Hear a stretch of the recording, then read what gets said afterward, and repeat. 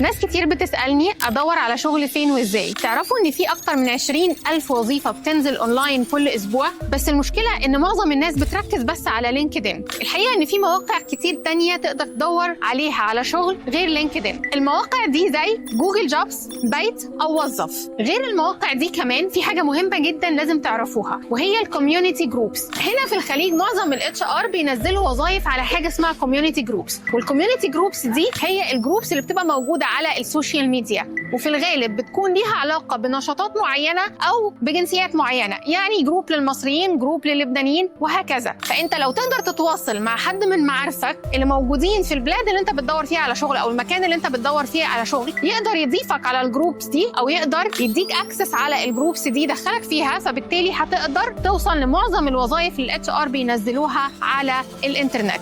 كمان عايزاك من النهارده تبتدي تركز على مواقع غير لينكدين، زي ما اتكلمنا على وظف، على بيت، او على جوجل جوبز، اللي احنا هنتكلم بعدين ازاي ندور على شغل عليه او نلاقي وظائف عليه. لو عملت ده باستمرار انا متاكده ان انت كل اسبوع هتوصل على الاقل لوظيفتين او شركتين من اللي انت بتدور عليهم. لو محتاجين تفاصيل زياده تقدروا تتواصلوا معايا وانا هفيدكم.